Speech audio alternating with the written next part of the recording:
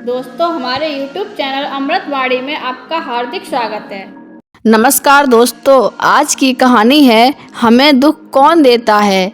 यह एक ऐसी कहानी है जो हर किसी के कर्म को छू जाती है। हमें उम्मीद है कि गौतम बुद्ध की ये कहानी आपको पसंद आएगी। दोस्तों, वीडियो शुरू करने से पहले यदि आप हमारे चैनल पर नए हैं तो चैनल को सब्सक्राइब कर लें। एक बार गौतम बुद्ध किसी गांव में प्रवचन दे रहे थे। वे अपनी बात को समाप्त करते हुए बोले, मानव के दुख का कारण है स्वयं को किसी से बांधना। जहाँ भी मोह होता है, बंधन होता है, वहाँ दुख स्वयं ही उत्पन्न हो जाता है। अतः अपने बंधनों को जानें और उनसे बाहर निकलने का प्रयास करें। इसके बाद उन्होंने सभी लोगों को आशीर्वाद दिया और अपने आश्रम को लौट गए। अगले दिन उनसे एक व्यक्ति मिलने आया। वह बुद्ध को दंडवत करते हुए बोला, महात्मन, मैंने कल आपका उपदेश सुना। आपकी बातें मेरे हृदय में उतर गईं। मैंने अपने बंधनों को तोड़ दिया है।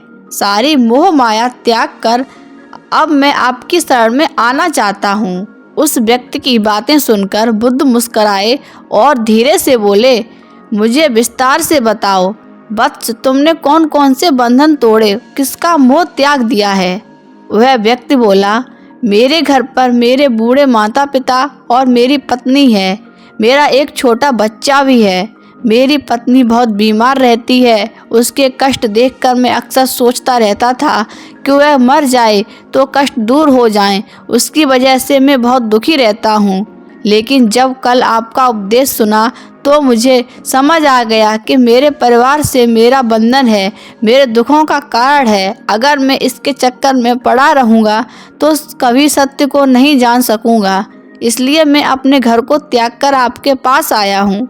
बुद्ध ने पूछा, क्या तुम सचमुच सभी बंधनों से मुक्त हो गए?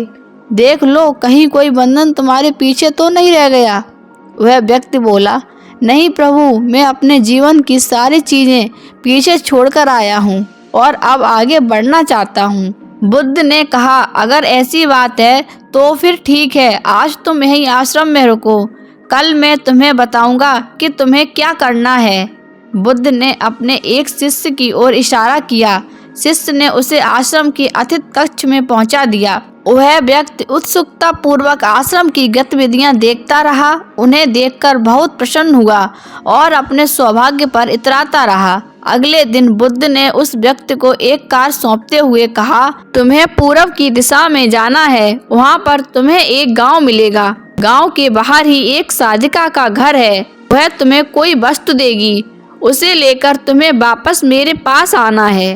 वह व्यक्ति पूर्व दिशा की ओर चल पड़ा। गर्मी का मौसम था। वह कुछ ही देर में पसीने से तरबतर हो गया। उसे प्यास भी सताने लगी। वह सोचने लगा कि अगर इस समय में अपने घर पर होता तो इस तरह की गर्मी में पसीना नहीं बहाना पड़ता।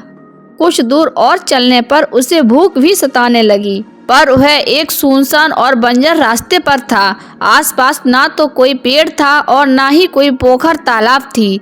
वह पुनः सोचने लगा कि अगर इस समय में अपने घर पर होता तो अपने पत्नी के हाथ का बना हुआ स्वादिष्ट भोजन कर रहा होता। पता नहीं क्यों बुद्ध ने मुझे गर्मी में इतनी दूर भेजा है। काफी देर चलने के बाद वह व्यक्ति गांव में जा पहुंचा। गांव के बाहर एक घर बना हुआ था। उसने दरवाजे के पास पहुंचकर धीरे से खटखटाया। दरवाजे को एक साधिका ने खोला। उसके चेहरे पर एक अद्भुत तेज था। वह व्यक्ति उसे देखकर मंत्रमुग्ध हो गया। साधिका ने उसे अभिवादन करते हुए कहा, मैं जानती हूँ कि आपको बुद्ध ने भेजा है, आप अंदर आ जाएं। वह व्यक्ति घर के अंदर चला गया। साधिका के कहने पर उसने पानी से हाथ मुंह धोया और एक चटाई पर बैठ गया। साधिका ने उसके सामने भोजन की थाली रख दी। वह जल्दी जल्दी भोजन करने लगा। अचानक उस व्यक्ति की नज़र साधिका के पैरों पर पड़ी। उसके पैर बहुत सुंदर थे। वह उन्हें देखता ही रह गया। तभी साधिका ने उसका ध्यान भंग किया। वह बोली, जिस व्यक्ति को बुद्ध के चरणों में स्थान मिल जाता है उसे किसी अन्य के चरणों की आवश्यकता नहीं पड़ती। साधिका की यह बात सुनकर वह व्यक्ति लज्जित हो गया और उसकी नजरें नीचे झुक गईं, चुपचाप भोजन करने लगा। भोजन करने के बाद साधिका ने कहा, आप बहुत दूर से आए हैं, थक गए होंगे, यहीं चटाई पर लेट जाएं, मैं आप पर पंखा कर दूंगी।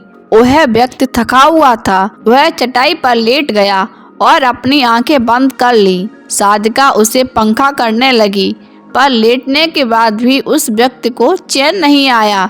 उसने धीरे से अपनी पलकों को खोला और चोर नजरों से साधिका को देखने लगा। वह सोचने लगा, यह स्त्री कितनी सुंदर है, इसकी वाणी कितनी मोहक है।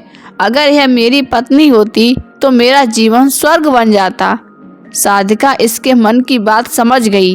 वह बोली, शरीर में कुछ नहीं रखा है, यह केवल मांस मज्जा और अस्थियों का जोड़ है। जो व्यक्ति इसके आकर्षण से मुक्त हो जाता है वही सत्य को प्राप्त कर पाता है।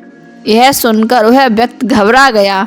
वह चटाई से उठ बैठा और बोला, अब मुझे बुद्ध के पास जाना चाहिए। कृपया आप मुझे वह सामान दें जिसके लिए बुद्ध ने मुझे भेजा था। साधिका ने मुस्कुराकर जवाब दिया, बुद्ध ने आपको जिस कार्य के लिए भेजा था वह कार्य पूर्ण हो चुका है। साधिका की यह बात सुनकर व्यक्ति को कुछ समझ नहीं आया। वह दरवाजे की ओर बढ़ चला। दरवाजे के पास पहुंचकर वह क्षण भर के लिए रुका और पलटकर बोला, क्या आप अंतर्यामी हैं? आपने मेरे मन की बात कैसे समझ ली? वह स्त्री मुस्कुराते हुए बोली, बुद्ध की कृपा से मैं मोह माया से ऊपर उठ चुकी हूँ, इसलिए भावनाओं से निर्लिप्त हूँ और किसी के चेहरे को देखकर उसके मन में उठने वाले विचारों को समझ लेती हूँ। उसकी बातें सुनकर वह व्यक्ति एक बार पुनः लज्जित हुआ और सोचने लगा कि जिस स्त्री ने सच्चे मन से मेरा सत्कार किया, मैं उसके बारे में क्या क्या सोच रहा हूँ। उसके बाद वह बुद्ध के आश्रम की ओर लौट पड़ा। आश्रम में पहुंचकर वह व्यक्ति बुद्ध के चरणों में गिर पड़ा और बोला, महात्मन मुझे क्षमा कर दें, मैं बड़ा पापी हूँ। उसकी बात सुनकर बुद्ध मुस्कुराए और बोले, मैंने तुम्हें साधिका के पास इसलिए भेजा था ताकि तुम अपने आप को देख सको। अब मुझे बताओ, क्या तुम सचमुच मोह और बंधन को त्याग चुके हो? वह व्यक्ति कुछ नहीं बोला।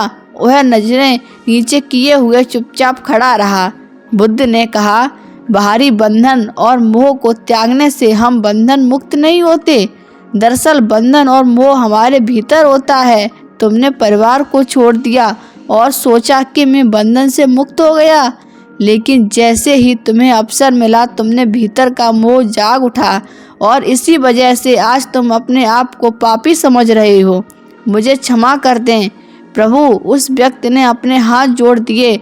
फिर वह धीरे से बोला, आप सही कह रहे हैं, मैं केवल अपनी पत्नी से पीछा छुड़ाना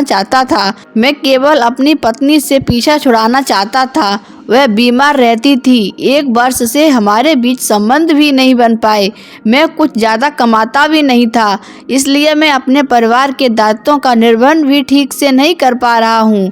शायद इसलिए मैं अपने परिवार से पीछा छुड़ाना चाहता था, पर अब मैं समझ गया हूँ, मेरा परिवार ही मेरा सत्य है और उसके दायित्वों का निर्वहन ही असली कर्म है। बुद्ध बोले, मैं जो भी कुछ कहता हूँ वह अपने अनुभव के आधार पर कहता हूँ। लोग मेरी बातों को सुनते तो हैं, पर वे अपने स्वार्थ के अनुसार ही उसका अर्थ ग्रहण करते हैं। इसलिए मोह माया, कामना, इच्छा, वासना, क्रोध को लोग बाहर की ओर खोजते हैं, जबकि यह हमारे भीतर ही है। हम दूसरों को देखकर तरह तरह की कामना करने लगते हैं। कामना से इच्छा जन्म लेती है, इच्छा से वासना पैदा होती है और वासना की पूर्ति न होने पर क्रोध उत्पन्न होता है। यह सब एक दूसरे से जुड़े हुए हैं। क्रोध के लिए हम एक दूसरे को जिम्मेदार ठहराते हैं, जबकि क्रोध का स्रोत हमारे भीतर ही है। तुम चाहोगे तो क्रोध आएगा ही नहीं, तुम चाहोगे तो क्रोध आएगा। इसी तरह के बंधन बाहर नहीं होते, हमारे मन में ही होते हैं। हम मन से ही किसी से बंध जाते हैं और मन के कारण ही हम दुख पाते हैं। लेकिन जो व्यक्ति इन बातों की गहराई तक पहुंच जाता है वह दुखों से हमेशा हमेशा के लिए मुक्त हो जाता है। दोस्तों, यदि आपको हमारी वीडियो अच्छी लगी हो तो वीडियो को शेयर करें और चैनल को सब्सक्राइब कर लें। धन्यवाद।